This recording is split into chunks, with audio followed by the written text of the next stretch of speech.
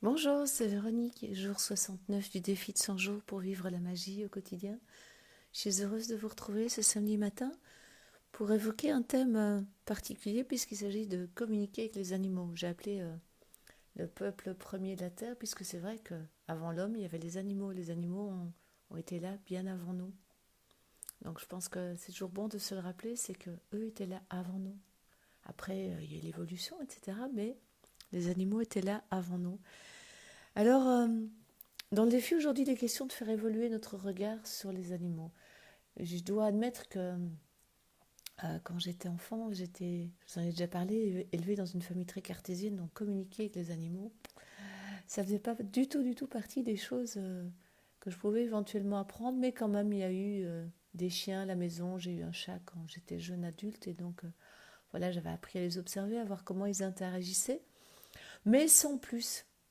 Sans plus, c'est plus récemment que j'ai vraiment pris conscience qu'en fait, l'animal du plus petit au plus grand méritait notre respect, notre amour, notre attention, qu'il vivait des émotions, qu'il vivait des choses.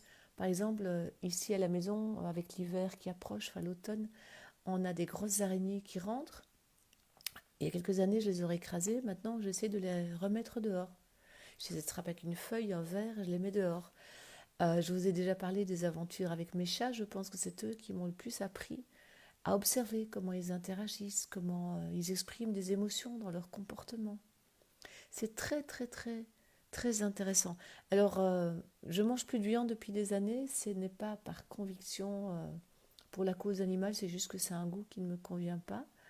Euh, oui, je suis sensible à la cause animale, mais je ne vais pas pour autant aller me battre, j'irai plus vite me battre pour défendre une forêt que pour aller faire fermer un abattoir. Je veux dire, chacun. Je pense que c'est important de choisir ses, j'aime pas le mot, mais ses combats. Choisir ses priorités. Et voilà, il n'y a rien de plus qui m'horrifie que toutes ces images que certains font circuler sur la souffrance animale. Et je me dis dans ces moments-là, c'est pas en allant faire tourner ces images qu'on va changer quelque chose. C'est plutôt en réfléchissant en conscience, ok, comment est-ce que je me positionne par rapport à ça? Est-ce que je m'en fous? Est-ce que ça me touche? Est-ce que j'arrête de manger de la viande? Est-ce que j'arrête de fréquenter les zoos? De partir en safari au bout du monde, d'aller m'asseoir sur le dos d'un éléphant. C'est plutôt dans cette optique-là, moi en tout cas, que je me positionne par rapport au peuple animal. C'est quel est mon lien? Quand je suis en forêt, je sais qu'il y a les animaux qui sont là, qui m'observent. Et je trouve ça très chouette. Hier, j'ai vraiment plein d'animaux qui sont venus me faire un coucou. Et à chaque fois, je leur ai dit, ah, bonjour monsieur Rouge-Gorge, bonjour madame la libellule, mais je suis restée dans une distance juste.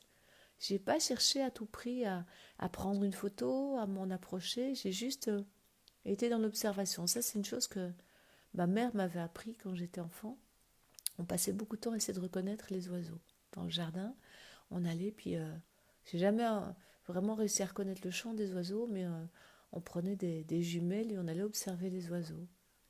Donc à l'époque, c'était observer, et maintenant, j'essaie de vraiment entrer dans un lien plus profond, de voir ce qu'ils ont à me dire, comment, comment ils viennent m'apporter un signal. Je vous ai parlé hier de la buse qui est venue crier je ne sais pas combien de fois au-dessus de ma tête. Et elle me dit, ah oui, c'est vrai, je me rappelle, tu es là, tu fais partie de ma vie.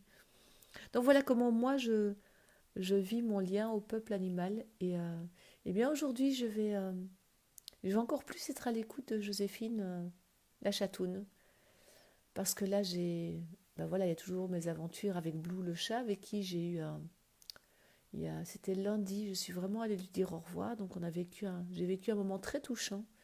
Je l'ai vraiment parlé de cœur à cœur. Et puis maintenant, ben voilà, Joséphine a repris toute la possession de la maison. Elle s'éclate dans le jardin et voilà, elle s'apaise. Et c'est très intéressant pour moi d'observer le comportement de Joséphine. C'est peut-être quelque chose que, oui, c'est à l'instant où je vous en parle, je me rends compte que les animaux nous tendent un miroir.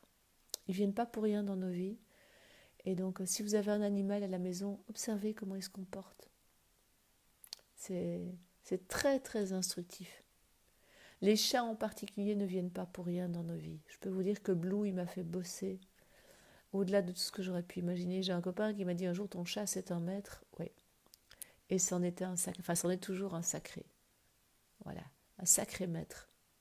Un chat avec une présence incroyable, une présence extraordinaire. Voilà, Joséphine est complètement différente et c'est vraiment, vraiment passionnant. Super intéressant, fascinant de voir ce qu'ils viennent nous apporter comme message, pour autant qu'on soit ouvert à recevoir ces messages. Voilà, moi, la communication, c'est à ce niveau-là. À vous de voir à quel niveau elle se situe pour vous, si c'est plus du respect, plus de je m'en fous, et juste peut-être essayer d'aller un pas plus loin. Voilà, demain, j'ai déjà feuilleté, c'est pas bien, mais demain on parlera d'un niveau de communication qui me parle beaucoup plus, qui sera une superbe introduction à ma semaine prochaine. Je vous souhaite un très très beau samedi, prenez soin de vous, de ceux qui vous sont chers, à demain, au revoir.